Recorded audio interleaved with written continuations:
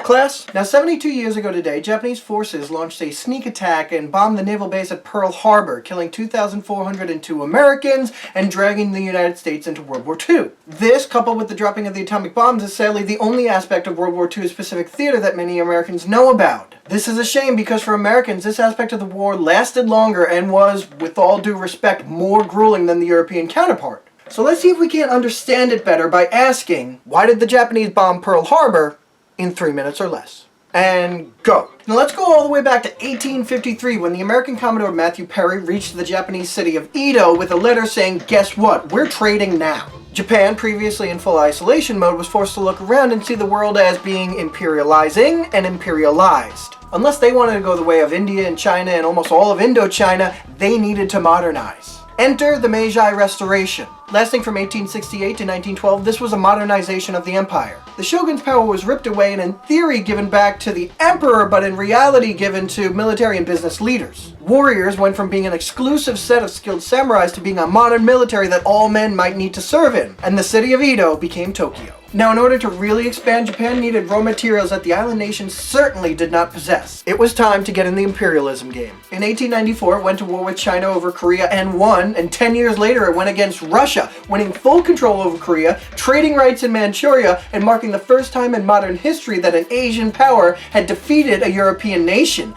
Damn! Now let's head into World War I. While the bulk of the fighting did take place in Europe, a large number of those nations had holdings in Asia, and Japan, while Europe was distracted, took over a bunch of those. Now, at the end, Japan was allowed to keep many German claims in China, but had to give up some others. What are some other countries that lost land at the end of World War I?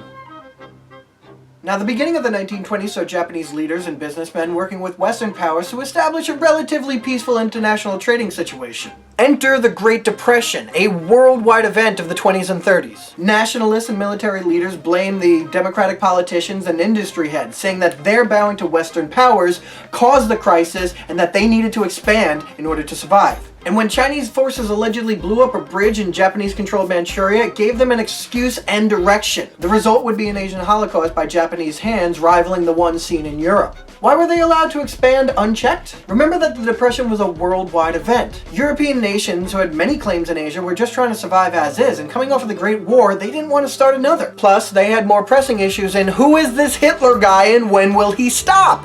The US was also in no shape for war, but was against an expanding Japan. In the 30s, it began loaning money and supplies to China. And as Japan spread into French Indochina, the US cut off shipments of gasoline and other products, and in July 1941, it ceased all oil exports to Japan. The American Pacific Fleet was moved from San Diego to Pearl Harbor, Hawaii, and forces were built up at the US bases in the Philippines. Despite negotiations, Japan saw that the only thing standing between them and all-out conquest of Asia was America. War was seen as imminent, and a plan for a devastating preemptive surprise attack was developed throughout 1941. And on December 7th, 1941, the Japanese launched an unexpected simultaneous assault on Pearl Harbor and the Philippines.